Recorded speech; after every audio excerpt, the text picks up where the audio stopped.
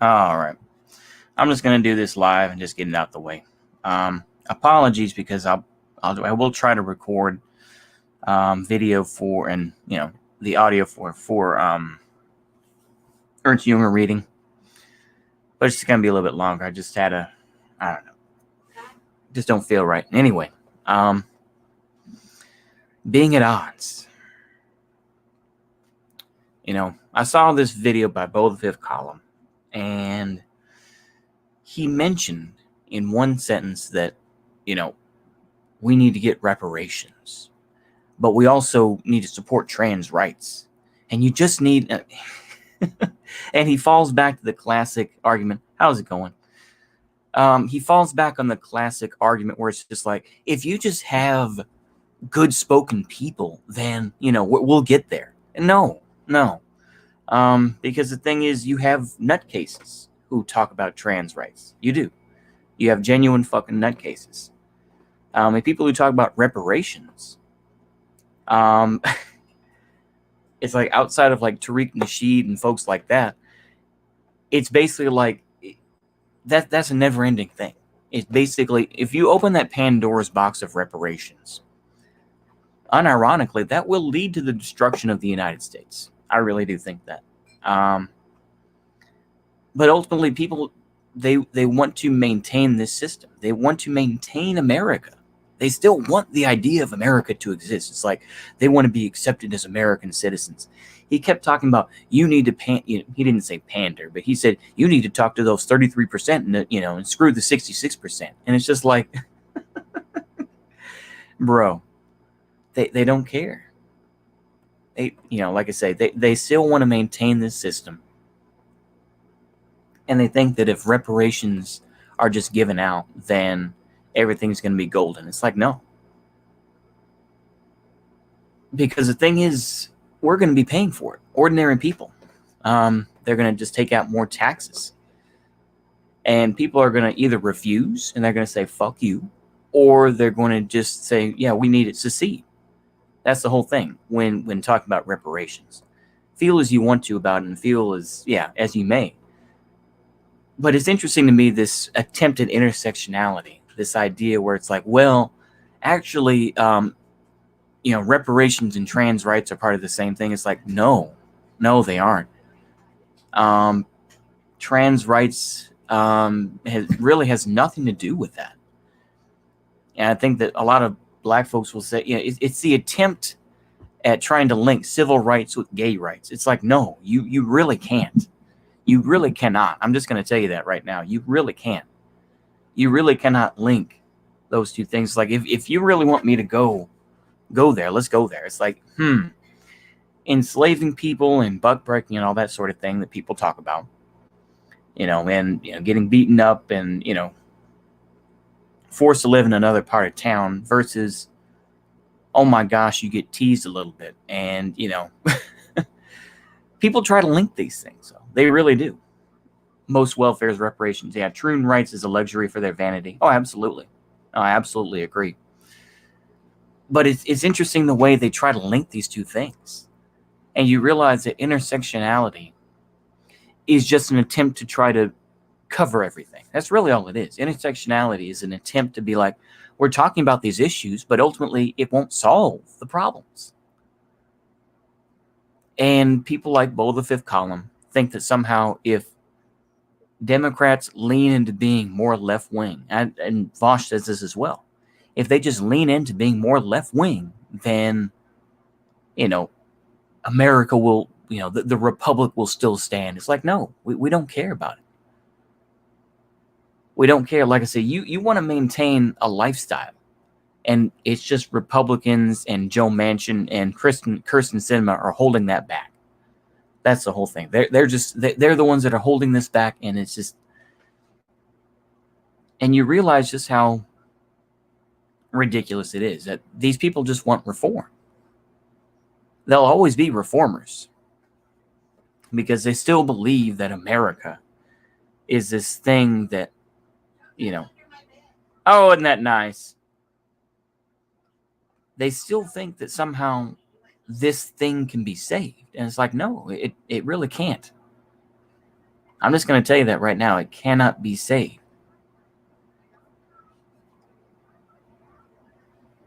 But people think that it will. They think that somehow it will be saved, and that, if we can just, just hold things off for a bit, then no, it's not going to be like that. And people can go and say, oh, it's ridiculous for a civil war, this and that. Oh, billions of people will die and people are going to be starving. It's like, yeah, we know. But the contradictions are too huge.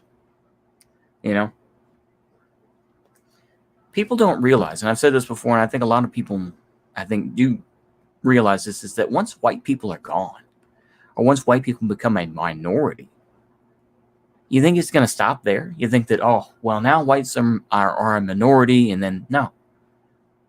They're linking, white Hispanos to white people.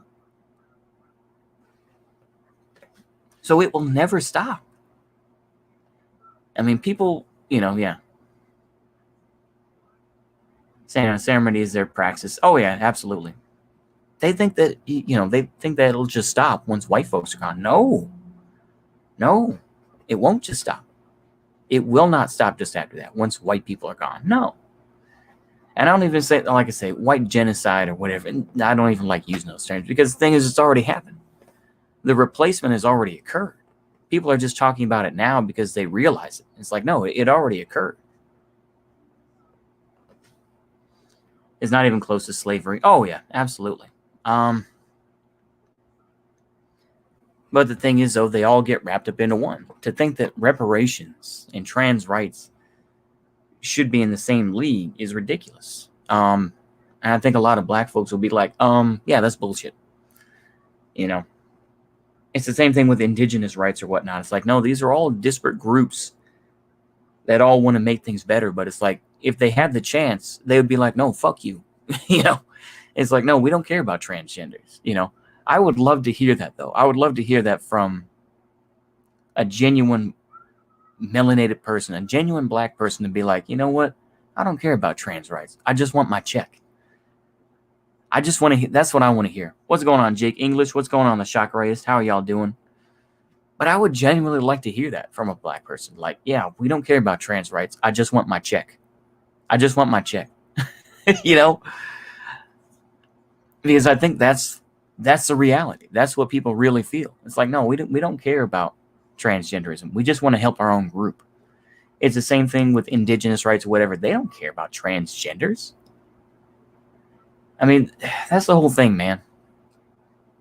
You realize just how ridiculous. It's the whole thing with the LGBTQIA. It's like, no, lesbians don't like transgenders either.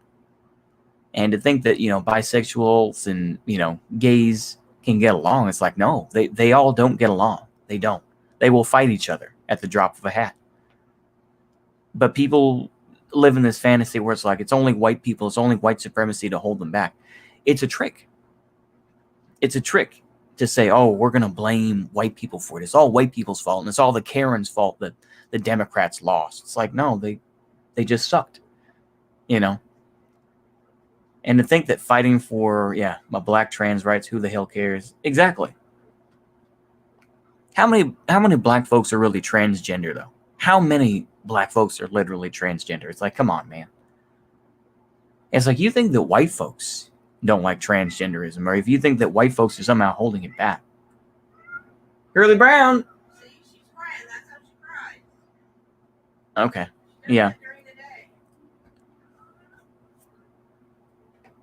Too many leftists have unwashed liberalism on them and they don't understand parasocial relations. Oh, absolutely. Huh? What does she want when she cries? I have no idea, but I called for her and she came in. See, that's how she cries during the day. Yeah. But yeah, like I said, these are at odds with each other.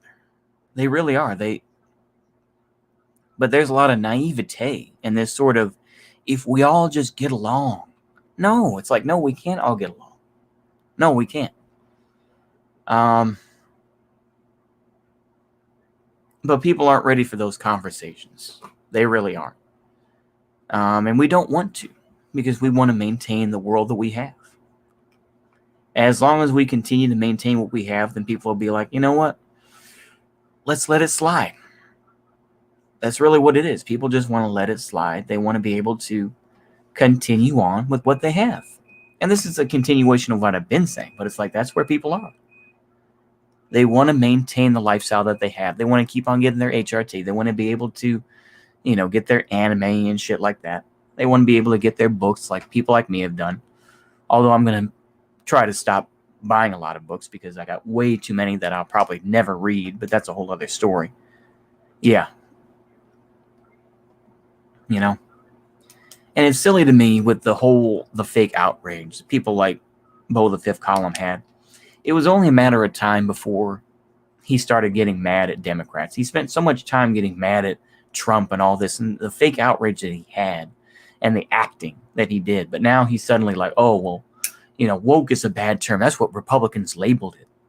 And it's like, the thing is it came from the internet and then the Republicans took it. But yeah,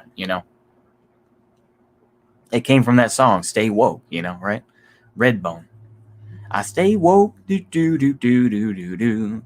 Niggas creeping. But yeah. You realize that there are so many things that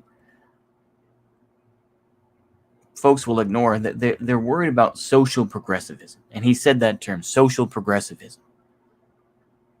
Didn't care about economic progressivism. Notice that. Didn't care about economic progressivism.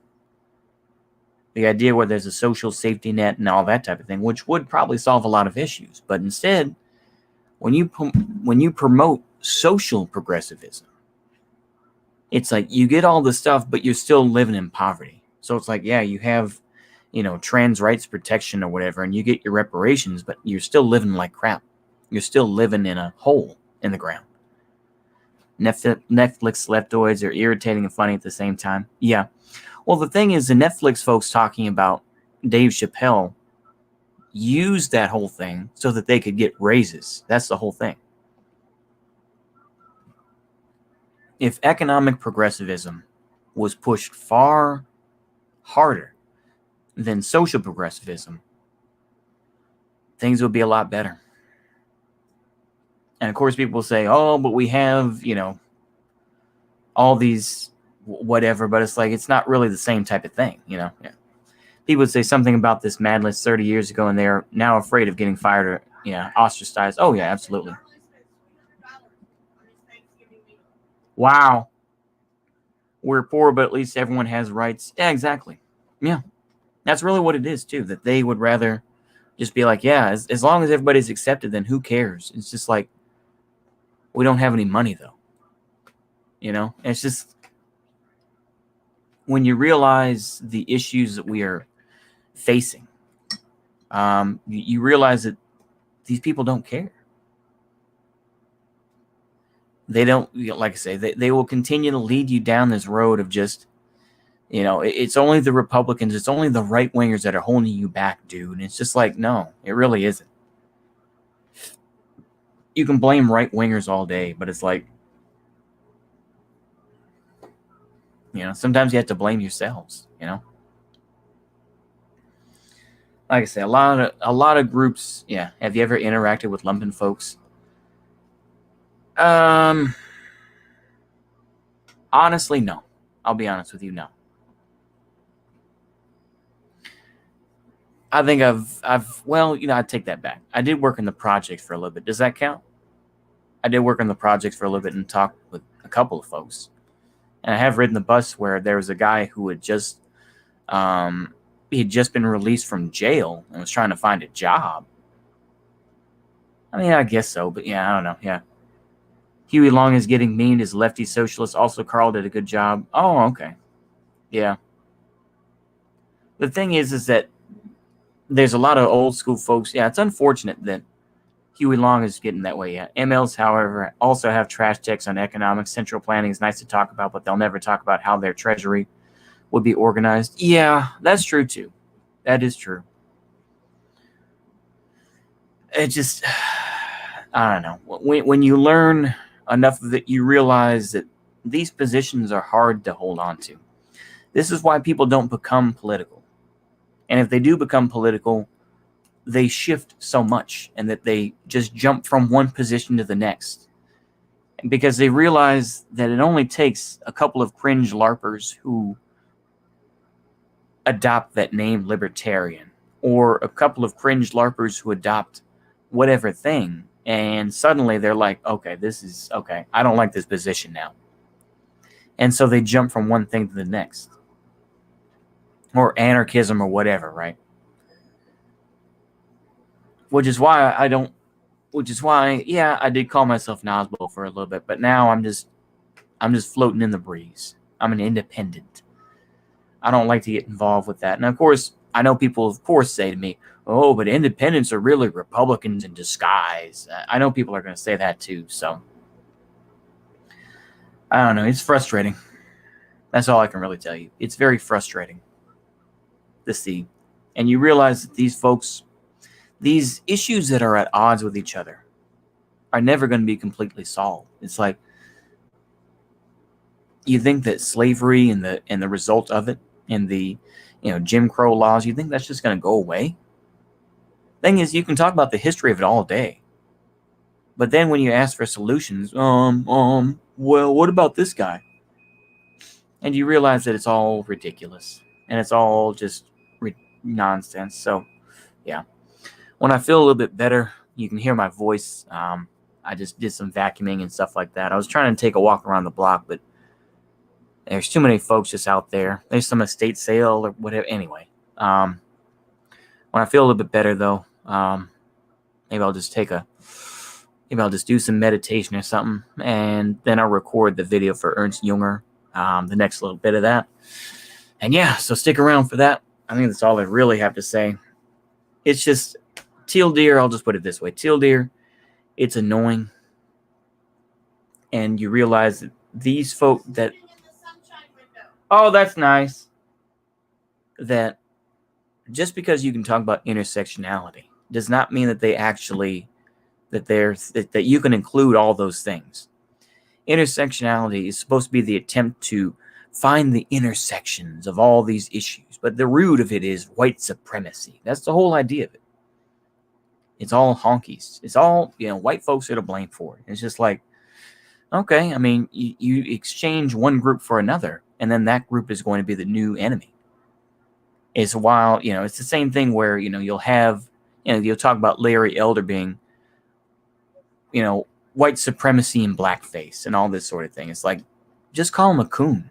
Just say coon. It's the same thing with Hispanos are the new white supremacists and stuff like that. It's like, just call them beaners, or whatever, right? Just come out and use the term, but you don't want to because you know how bad it would look, That's all I can really say. It's just, it's tiring, but you realize that this is the world that you're going to be living in. And they're going to be influenced by Vosh. They're going to be influenced by, whatever online personality or the local yokel who's, the local race hustler. And you're going to have to find a way around it, right? You're going to have to find a way so that you don't get your ass whooped or that you end up dead. Yeah. Or Rwanda. No, they really won't, yeah. Amazing how alt-right MAGA folks will talk about Kyle Rittenhouse, but not Charlottesville. Oh, yeah. Yeah. That's true. That is true. They'll also praise Youngkin. These types will always they'll praise Youngkin and see it as like some victory. It's like, no. He's not going to change that much. And it's like, why do you want to fool yourself and be like, yeah, Youngkin, bro. And then he's going to be drugged through the mud and you're going to defend him and everything else. And then you're eventually going to be like, well, he was a bad Republican. But if we pick this next guy, this next base Republican, then, So it's ridiculous. It's just pointless. It really is. When you see these folks, and they want to live in that world. They still want to be like, we're not the Wake Nats, bro. We're not Wake Nats. And that's really what it is. So that's, the whole thing with people like Nick Fuentes.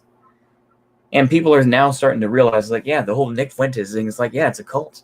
It is. The whole Nick Fuentes America First type stuff, that's a cult. He has manipulated these Zoomers who are like, hey, wig gnats, you know. And then it turns out it's like they talk about, you know, they just, yeah.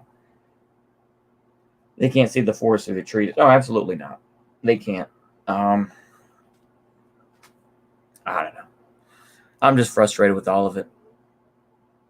I would just warn people about getting involved with politics or claiming anything. I would just stay ignorant. Yeah. Stuck in 2017. Oh, yeah, they are. They absolutely are. I think that's all I really have to say. I'm getting sleepy.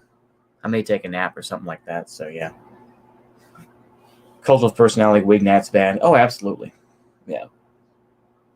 MAGAs are literally an abused wife that keeps getting screwed by the system, but they don't see it. Oh, absolutely. They absolutely are.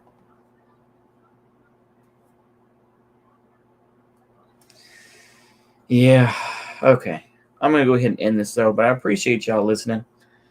And just try to be careful, I guess, and stay woke. That's all I got. Y'all enjoy. See you later. Goodbye.